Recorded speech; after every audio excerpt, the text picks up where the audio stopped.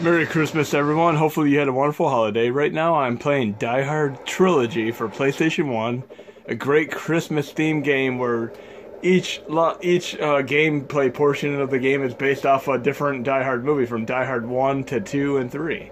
First one is a third-person shooter, second one is an on-rail shooter, and the third one's a great driving game, a little bit like Driver, but there's a very funny gimmick when you run over people.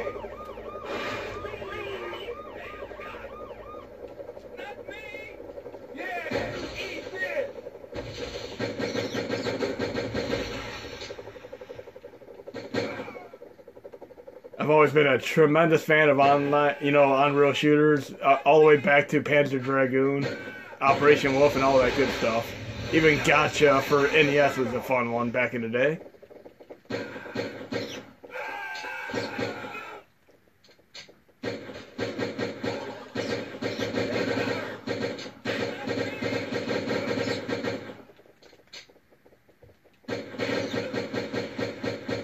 Anyways, this is Die Hard Trilogy for PlayStation 1.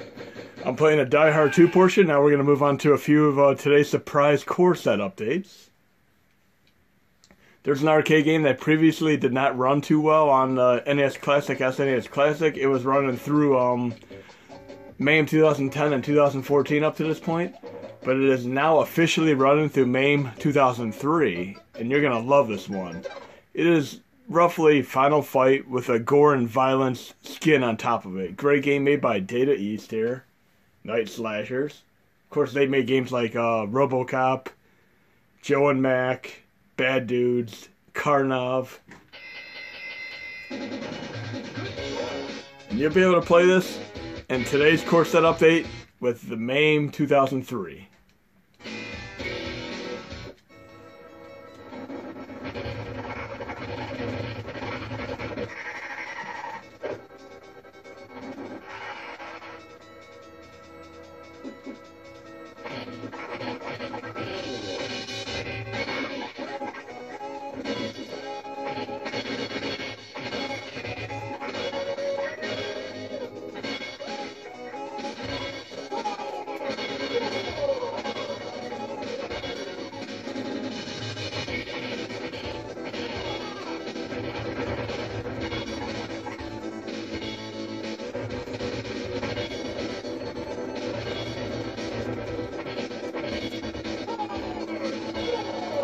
Okay, this is Night Slashers, and I'm running it officially on MAME 2003. I truly, wholeheartedly thank GamesFan for getting the driver back support for this game into MAME 2003. Awesome stuff. Then we're going to move on to a couple of the other core set updates today. There's a little-known computer that came out in the 1980s called the PC-98, and it was a haven for anime and cyberpunk-themed games. Here we're going to load just a random game here called Rusty that came out 24 years ago, and for all intents and purposes aside, this is basically a Castlevania game that was never released as a Castlevania game. And it took a little bit of configuration, a little bit of trickery to get this to run on the USB host. But I will show you the core you need to use to run this. I have two specific PC-98 cores. For starters, we're going to Quick Menu, Options, and I have my GUI controller. Initially, it's set to mouse. I set it to Joy-O for like a joypad thing. Now, when I do L2, I could use these options if I'd like to using my controller, and some of these will come in handy. But for right now, most of these games are pretty straightforward. You can use a keyboard and mouse for a majority of games as well. Well, we're playing this great Castlevania style game that came out in 1993, roughly the same time as the X68000 Castlevania game. And up to 2017, this game has never been in English. This is a translated version that was just done earlier this year.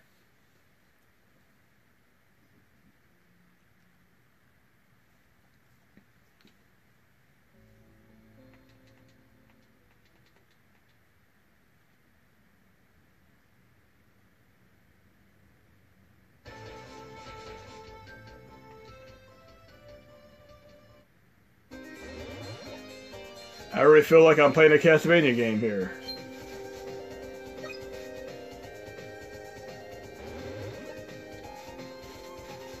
Very, very clever game. Fun all around. I mean, the level design is great because normally when you backtrack in the game, it can become a little bit annoying, but the way they do it in this game is pretty clever.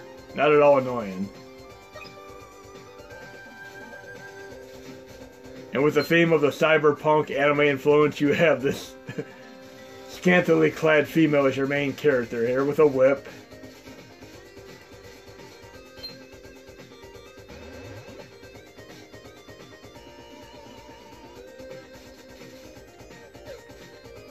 And of course, NEC is responsible for systems like the TurboGrafx 16, PSCFX, TurboGrafx CD, and they're shmup havens on all of these systems. They didn't do too well in the United States, unfortunately, but I've always been a tremendous fan of everything they've put out.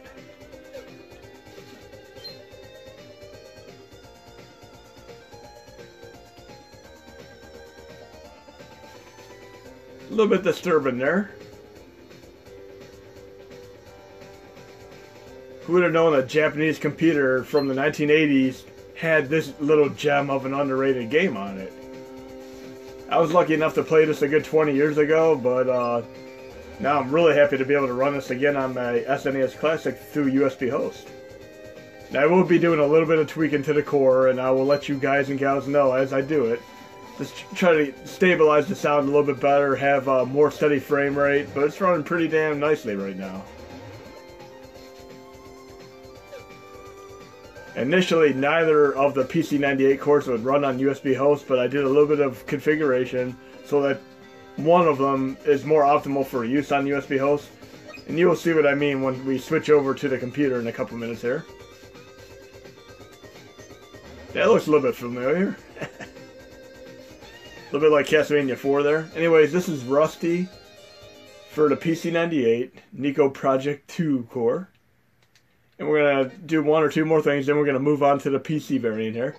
When I'm talking about shmup haven here, we're going to just load another PC98 game here called Last Breakers. This is a shmup. And one thing I like about this shmup is you can play as a ninja. What game do you not love that has a ninja in it? I mean, Ninja Gaiden. Right, you know, they're great games. Can't go wrong with a ninja as a playable character. Even when I play Kadash, that great side-scrolling action RPG game, I always picked a ninja.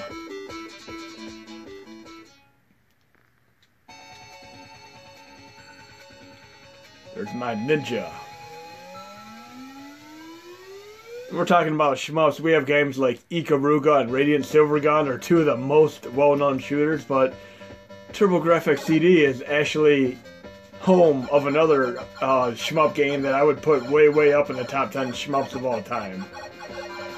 Not this one, of course, but I'll show you which one I'm talking about.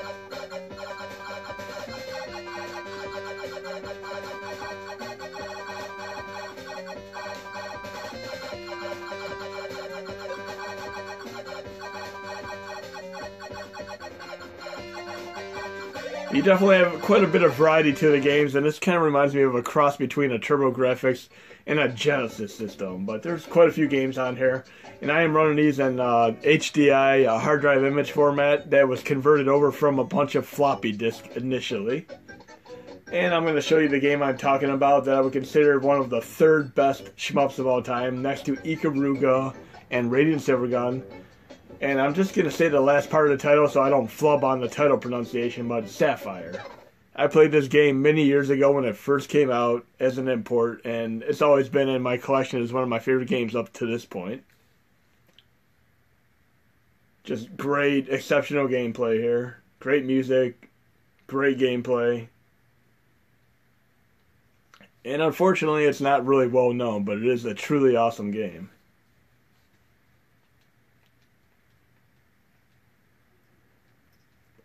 We got a little over 60 or so TurboGrafx CD games in the United States, whereas in Japan they got nearly 500. You can see the tremendous differential between how popular the system was over in Japan and how popular it was in the United States. It kind of faltered over here due to the Japanese-influenced games, but I've always been a tremendous fan of the system, and I luckily was able to pick up a Turbo Duo and enjoy these.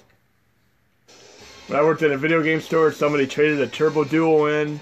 I got it off him for $60, a whole box of TurboGrafx CD games and Who cards, and I never looked back.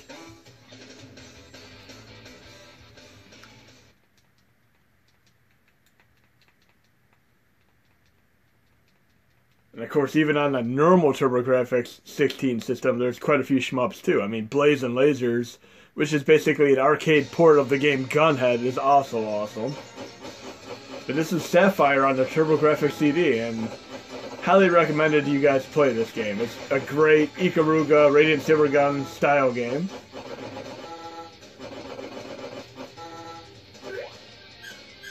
And I've done videos on how to rip and compress TurboGrafx CD games. I've even included tools to do so in my course set.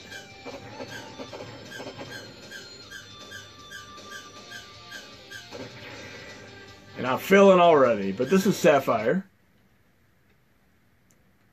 And briefly, just to show you, like, even the TurboGrafx 16 as far as shmups are concerned.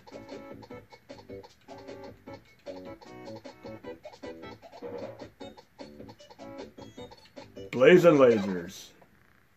One of the ones I got in that awesome box of goodies for $60. And this is on the normal TurboGrafx 16 system using PC Fast, the same core that runs the TurboGrafx CD games.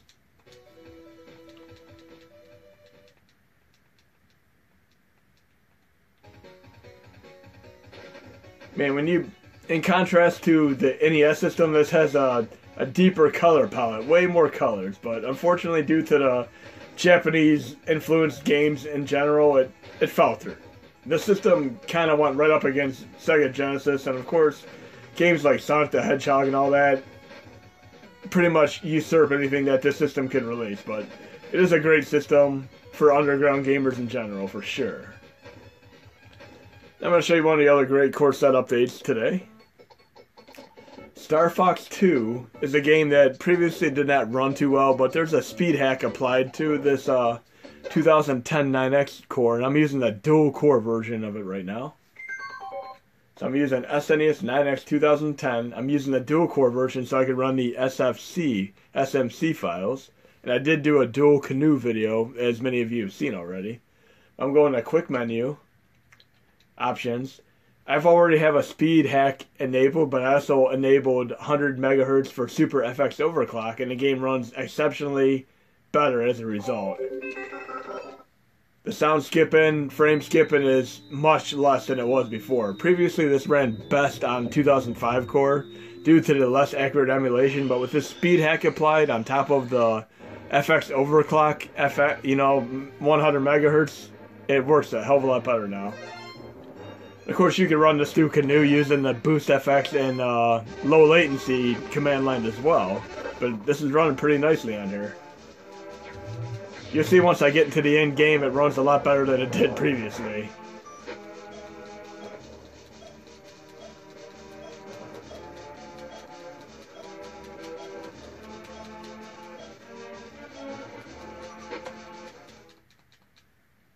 And this applies to both the beta releases as well as the official Starfox 2 release. The coding is within the 2010 9X core right now.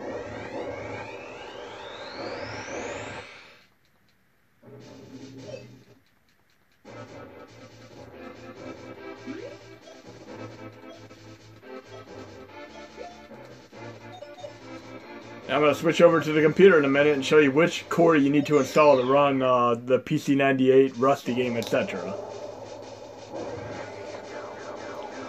As you see, nice and stable frame rate, nice and fast.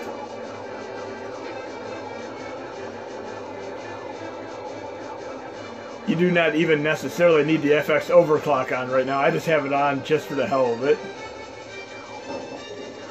And that FX overclock definitely helps out on games like Yoshi's Island as well. Okay, so now we're going to switch over to the computer and I'm going to show you exactly which core you need to install.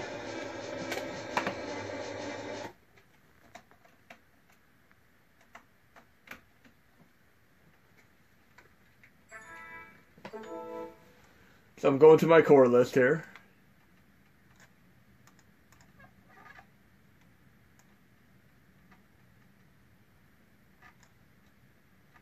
modules, install extra modules. And you're going to have two PC98 cords here. You're going to have, both of these will run okay when you're not on USB host.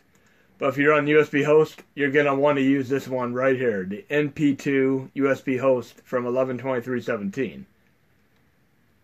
And I did all the configuration where you should be fine installing this. If you have any issues at all, feel free to post in the comments and I'll help you get things up to speed.